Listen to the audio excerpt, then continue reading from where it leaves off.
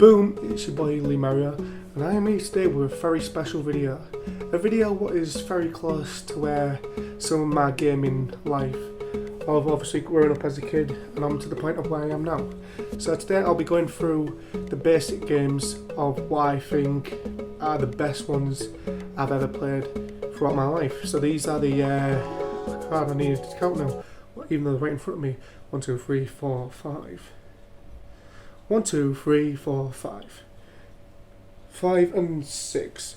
6 of my top favourite games. Don't know why I'm having to look all over the place, right in front of me. But yeah, 6 of my top favourite games. Plus also I'll be throwing in a bonus game as well, which is more modern and newer to the world of gaming. So yeah, that'll be at the end of the video. But yeah, these are my top games of what I like as growing up from a child and until now, to this day where I'd still even play them now. So yeah. Grand Theft Auto San Andreas. Grand Theft Auto San Andreas is a 2004 action-adventure game developed by Rockstar North and published by Rockstar Games. It is the 5th main entry in the Grand Theft Auto series, following the 2002 Grand Theft Auto Vice City and the 7th installment. Now, Grand Theft Auto San Andreas is one of them games what means a lot to me. It was one of them games what was like my first open world adventure game, and San Andreas to me is just one of the bestest ones in my opinion. Now I know there's people out there with most probably different opinions and they'll most probably prefer other ones of the Grand Theft Auto games, but to me Grand Theft Auto San Andreas holds that special bit inside me, you know.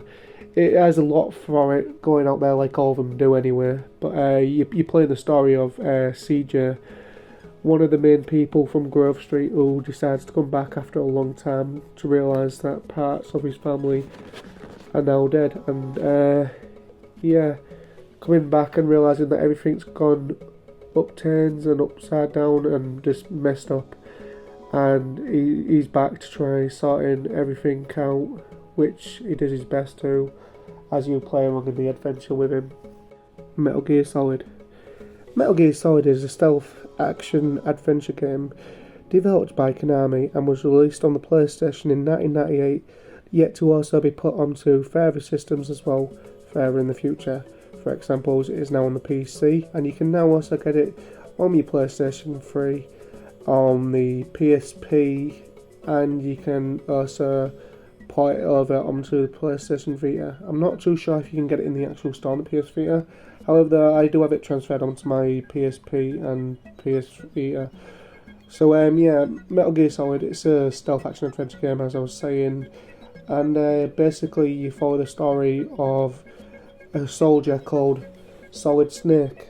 Now, basically you're infiltrating a terrorist nuclear base to stop them from launching nukes. And Tomb Raider, the Angel of Darkness.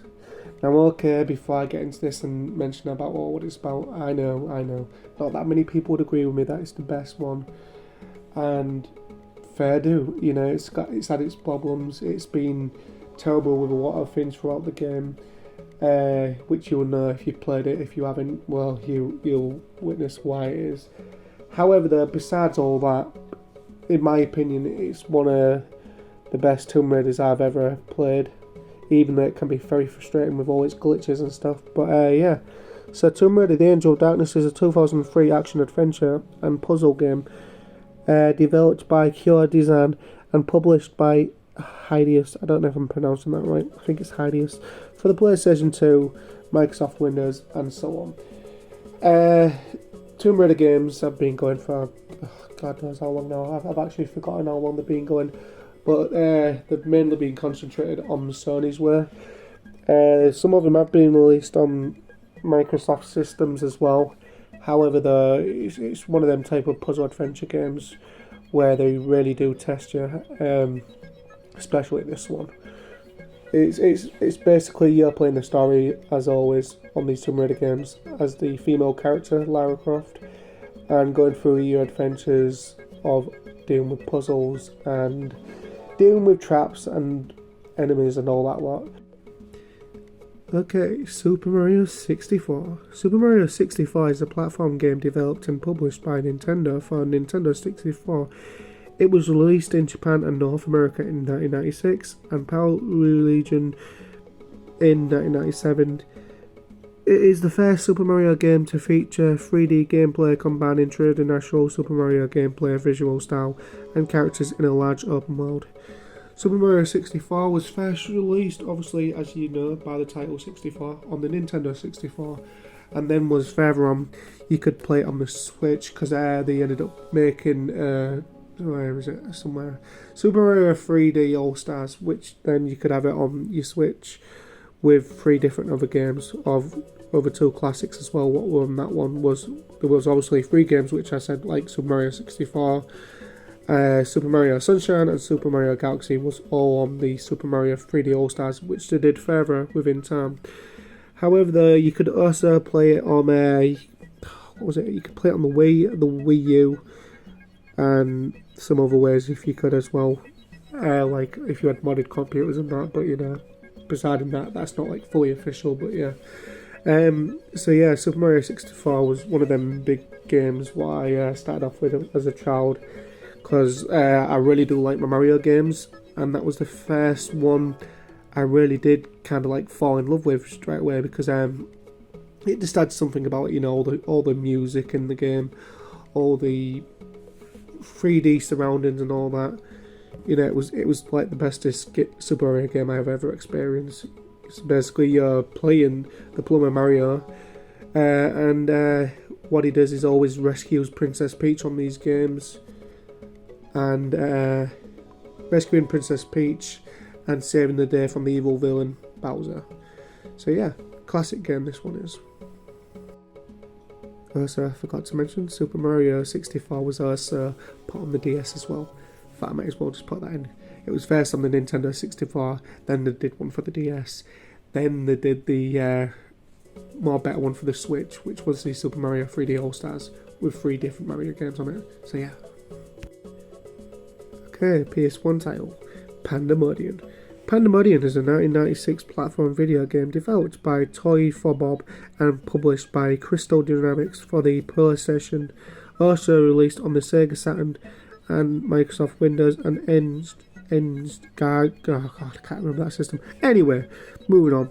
You could also play it on some mobile phones, and it featured the characters Fergus, a joker, and Nikki, a sorcerer supreme, who travels on their adventure of saving their village because they cast a spell which literally released a creature onto the village and destroyed the village. So you had to go through all these levels to save the day by going to a wishing engine and stopping the disaster from what happened after releasing the spell, of which Nikki did. So it's a 2D scrolling platform game with 3D surrounding styles adventure game, and it's one of them ones that I really did love playing on the PlayStation for the first time, and just one of them games where it's really good. It's got, you know, same as I've most probably said about other games, you know, it's got good music, it's got good style layout, it's got a lot of bright colours, you know. It's one of them games you wouldn't forget anytime soon, because also at the same time, as it is with most games, it might be so good, but it can be also so challenging, and Pandemonium does that quite well, as even though it was annoying, it was so fun. And funny enough, they even decided to release a second game, Pandemonium 2, for the PlayStation 1 as well.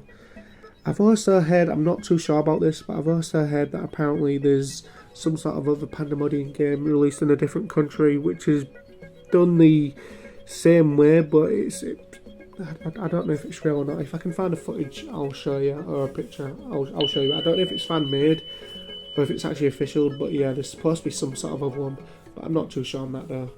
But yeah, if you really want a good, bright colour, fun, good sounding adventure game, Pandemonium is the game for you. Okay, classic game of all time, which most probably a lot of you can agree with if you've ever played this game. GoldenEye on the Nintendo 64. GoldenEye was a first-person shooter,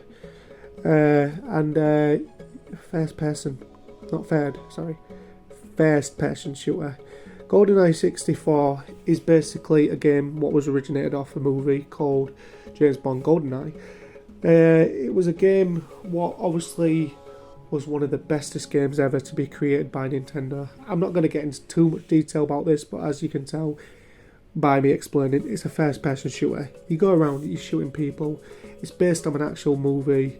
You know, one of the bestest games ever to be put out on the Nintendo.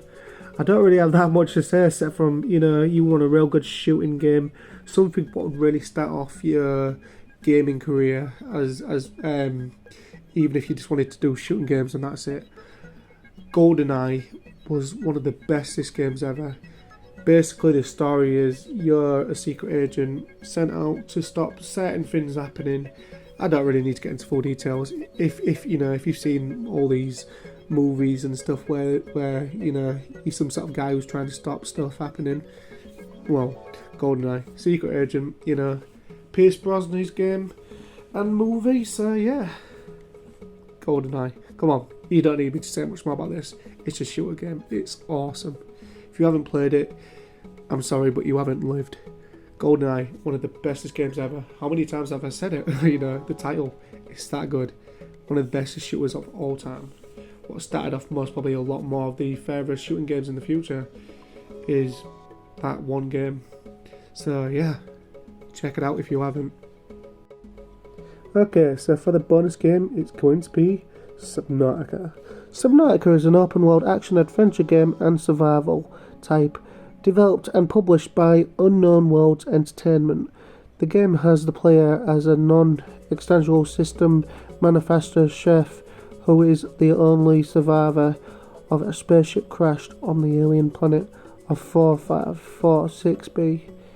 And basically, it's kind of like underwater world version of Minecraft in a way. It's one of them ones where you've got to learn to go through the full game, gather as much materials and whatever else you can to survive, food and all that, and parts. And yeah, as you go through the game and collecting all your materials to build new stuff, collecting all your food and water and that lot to survive, you're basically going through this ocean alien planet to explore even further into it to see if you can find a way of getting off the island and finding out what the hell's happened, if there's any more survivors. And the further more you go in, you'll come across new sort of creatures out there so to try killing you. It starts off from like small little, maybe injury little creatures what just might bite, little attack you or, you know, damage you a bit, but you can easily get away from. And then the further you go in, you know, there's even more deadlier creatures what could like instantly kill you. Like you got a Leviathan, and you've got some stuff like that what are very deadly. I'm not going to spoil it for you by telling you all the names of them, but there's so many deadly creatures in the game out there willing to kill you when obviously exploring. But your goal is to obviously literally find as many materials as you can and information of the planet so you can find some way of escaping this alien world which you're on, since you have crash landed and you're the only survivor remaining. Or are you? So yeah, anyway, that has been the games what I like and what will always hold a special part within me, because these are the games I was brought up with, and as you can tell with that other one what I mentioned, Subnautica, that was also another game recently what is now just going to be one of them games what will stick with me forever, because they even made a second one. That's how good it was. They made Subnautica, and then afterwards, not long after, they made Subnautica Below Zero. So they're just real good games, you know. Subnautica games, I'd rather pick them any day instead of Minecraft, because Minecraft is alright. It's an alright game, don't get me wrong. I'm not gonna crap all over it. It is an alright game, but if I was gonna have to pick out one of them, it'd be Subnautica for me, because Minecraft is just so frustrating in so many ways, and I still haven't even completed the actual survival way yet, so I'm gonna have to give that a try at some point though anyway. But it'll be a long progress, because I did start it on my channel, but I stopped it again, so it's just one of them things. But anyway though, these have been the games of the ones what will always hold a special part within me, and I'll always come back to them. So yeah, this has been Lee Mario with another video anyway though. Hope you're all enjoying this. If you are, leave a like, and and leave a comment down below also to tell me what your games were growing up and what always hold a special part to you. Subscribe to the channel as well if you already haven't. Stay safe, and we'll see you in the next one. Whee!